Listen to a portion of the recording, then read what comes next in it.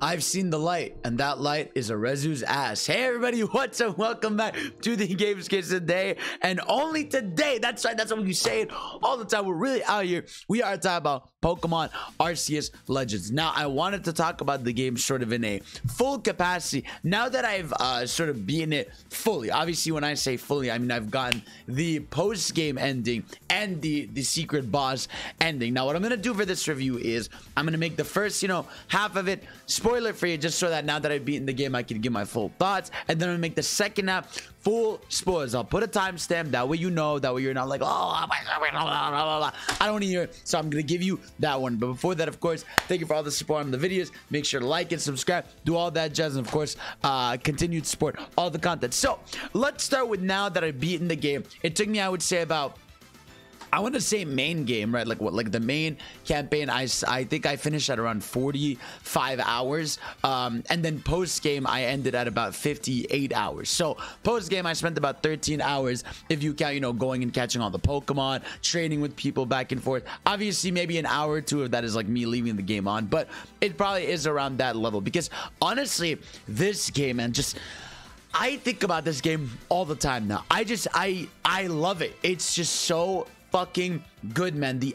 They made the act of catching Pokemon genuinely fun, bro. The satisfaction of getting a Pokemon when it goes in the Pokeball, the little explosive and then you get that little notification on the side that shows like how many you've caught or how many you fought in battle, or like completing dex entries for Pokemon is just so satisfying because of how the game is just designed, and it was such a fun experience from start to finish. Like, I don't think there was a single time where I was playing the game where I was like dreading my time with it. I really did love every moment I was playing, to the point where like even like last night I randomly opened the game just so I could be in that world, and I walked around a little bit, caught 2 Pokemon, and I closed it just because even though I'm done, part of me just wants to play more of it because it's just that satisfying and that good. And I really thought the characters were really dope. I'd say the one weakest part for me was I felt a lot like the story in general wasn't the strongest, unless it was towards the end, because it felt very like throughout the entire game it was like, oh man,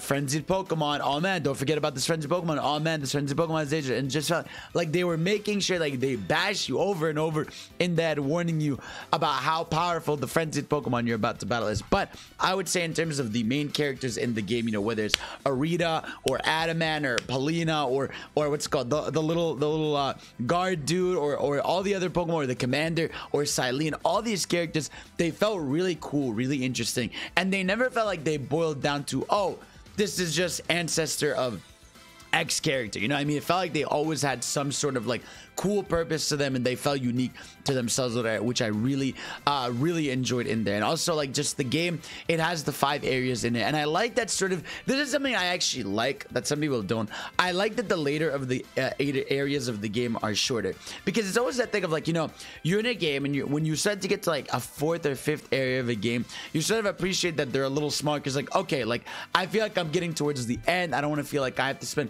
way more time now in this area. But man, it was just like throughout the entire experience, I was just having an awesome time. And I really think if you're on the fence of buying this game, or you're just on the fence of Pokemon in general, you really do owe it yourself to get this game, because it's so fun. And obviously I know a lot of people are saying, oh, but it's not graphically nice. I don't know what it is, right? This is gonna sound so weird, right? And just maybe shows who I am as a person. I just couldn't care. Like, I'm not even joking when I say like there was not a single moment I was playing the game and I looked at something and went, ew. And I don't even mean that in the sense of things aren't ugly or weird. Like, I'm sure they are, but it's like my brain, like there's something with me where it's something I don't notice. Maybe it's because I go back to a lot of older games and I don't think about that stuff, but there's just something about playing the game where I was in that world. I like the art style, I like how the Pokemon look. Throwing out the Pokemon whenever I wanted was awesome, and just I don't know, man, everything about this game really just made me happy. And it's like, this is, I would say, the last time I really loved the Pokemon game like this was I think it was X and Y. And I know a lot of people nowadays have issues with X and Y, but for me, you know, casually playing X and Y back in the day, I just loved having a new generation. I like that transition to 3D. I remember back and forth trading in school, doing Pokemon battles and all that stuff. I feel like I had X and Y in a very special place in my heart for that time I was in. And that was really the last time I really was in love with a Pokemon game. Then before that, it was Black and White 2. Now, granted, Black and White 2, not really far after X and Y, but really just, that was sort of a high point for me in the series. And then ever since, it's sort of been like, I've enjoyed them, but I've enjoyed like, okay, I'm playing this, it's fun. I'm playing this, it's fun. I'm playing this, it's fun. But nothing more. You know, I was almost like synced into this formula.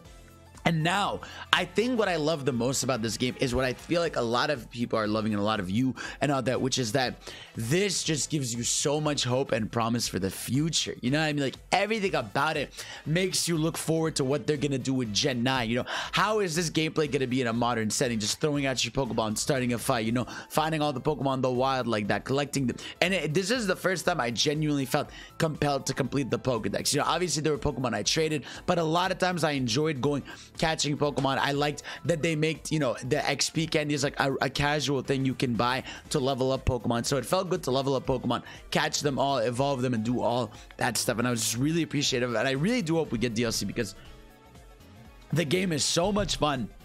I just want any excuse to go back in that world and catch more things in there. So I really do got to give props to Game Freak for this. They did an awesome job.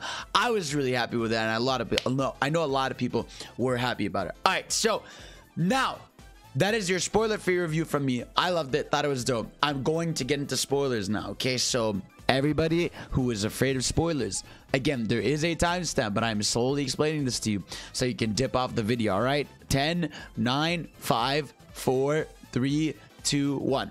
All right. Spoiler talk. So for me, this game really shined towards the post-game shit. Well, first of all, the main ending, right?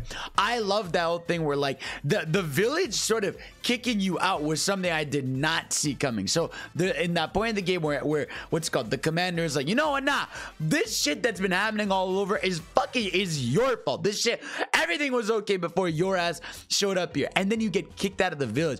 And it's such a cool moment for a Pokemon game to do, where like your main character was like genuinely upset. You're being walked out of the village, which I thought was so fucking cool. And you're like, literally, there's a part where you're walking around the first area and you're trying to find help. And I found that really cool. And it was really bold of the game because like you weren't even allowed to like go back to the village for not story reasons, you know, to get like potions or cap materials. Like you were really kicked out of the village. And then you're hanging out. Then obviously Volo finds you as he continues to find you the entire way through, very suspiciously. I wasn't even suspicious of Volo until like, I want to say, I feel like it was in the ice area when I was with like the what's it called, the captain, where Volo shows up, and I'm like, it's really weird that you're always here, and I wonder why, right? And obviously we'll get to that, but yeah, and I really like that they sort of did the Pokemon thing where you choose which side you want to be on, right? Like Diamond or Pearl with Irida or Adamant. I picked Irida, and then obviously I ended up catching Palkia, and then you fight Dialga. Bro, let's talk about the Palkia Dialga fight. So the fight is pretty much the same, but let's talk, bro. I need to talk about this theme, bro. This theme is that is not the right theme I wanted here. This is the theme I want to talk about, bro. This shit, bro.